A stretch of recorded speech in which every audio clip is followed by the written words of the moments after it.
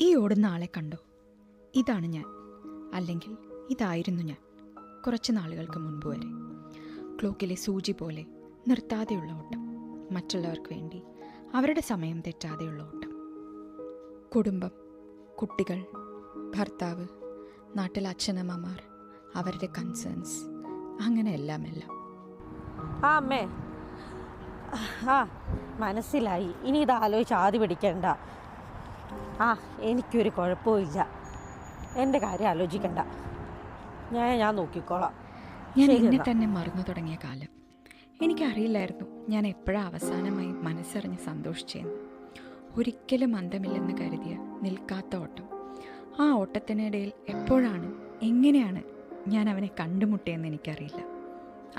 അതെ, ആ ദിവസം.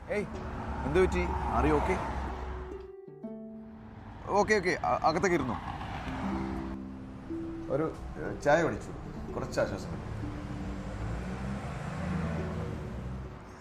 ഞാനെന്നും കാണാറുണ്ട് രാവിലത്തെ ഈ ഓട്ടം. എന്നെയോ? അതുകൊണ്ടാണല്ലോ ഓട്ടത്തെ കുറിച്ച് പറഞ്ഞത്. ഞാൻ ശ്രദ്ധിച്ചിട്ടില്ല കേട്ടോ. ഈ ഓട്ടത്തിനിടയിൽ ആരും ശ്രദ്ധിക്കാനല്ലേ? എവിടെയോ കണ്ടു മറന്ന ആ മുഖം ഒരുപാട് നാളുകൾക്ക് ശേഷം വീണ്ടും കണ്ടുമുട്ടിയതുപോലെ. അവൻ്റെ സംസാരം തുടർന്നുകൊണ്ടേയിരുന്നു. എന്തുകൊണ്ടോ എനിക്കൊന്നും തിരിച്ചു പറയാൻ പറ്റിയില്ല. I just felt like listening. അവൻ്റെ ചിരിയും സംസാരവും കരുതലും ചായയേക്കാളുപരി മനസ്സിൽ എന്തോ ഒരു ഉന്മേഷം തന്നു. അയ്യോ, സമയം പോയി അറിഞ്ഞില്ല, ലേറ്റ് ആയി. അപ്പോൾ കാണാം.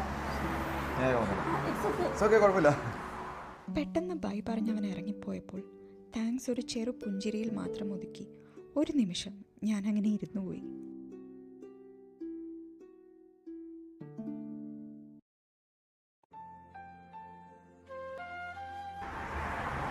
Hi, good morning.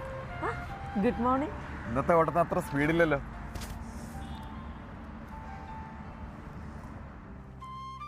Hello, bus വന്നു, പോണ്ടേ?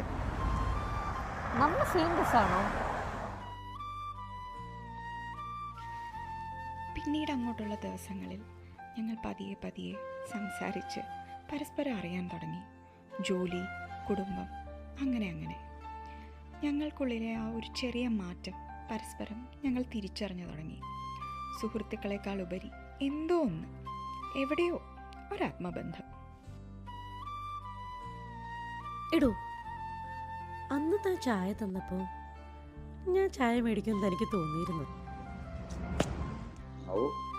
അറിയില്ല, അന്ന് എനിക്ക് അങ്ങനെ ചെയ്യണമെന്ന് തോന്നി.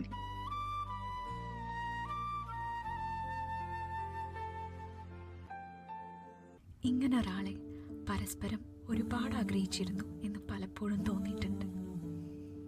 പക്ഷേ എന്താ പറയാ, right person at a wrong time എന്നൊക്കെ പറയാം. എന്തായാലും ഞങ്ങളിപ്പോൾ ഹാപ്പിയാണ്. എന്നോ നഷ്ടപ്പെട്ടു പോയ എന്നെ തന്നെ തിരിച്ചു കിട്ടിയതിൽ ഞാനും, അതുപോലെ എവിടെയൊക്കെയോ ദിശ തെറ്റി ഒഴുകിക്കൊണ്ടിരുന്ന അവനും. ഇത് ചിലപ്പോൾ ഒരു നിമിത്തമായിരിക്കാം. നഷ്ടപ്പെടും എന്ന് തോന്നിയതൊക്കെ തിരിച്ചു പിടിക്കാനുള്ള നിമിത്തം. എവിടെയൊക്കെയോ നമ്മളെ തന്നെ നഷ്ടപ്പെടുമ്പോൾ അത് തിരികെ പിടിക്കാൻ ഒരാൾ വേണം. നമ്മളായി തന്നെ കാണാൻ കഴിയുന്ന ഒരാൾ. ആ ഒരാളെ, അല്ലെങ്കിൽ ആ ഒരു ഇഷ്ടത്തെ മറിച്ചൊരു രീതിയിൽ കാണാമോ? അറിയില്ല. ആരോ പറഞ്ഞ പോലെ ചില ചോദ്യങ്ങൾക്ക് ഉത്തരങ്ങളില്ലാതിരിക്കുന്നതായിരിക്കും ആ ബന്ധത്തെ അത്രമേൽ മനോഹരാക്കുന്നത്.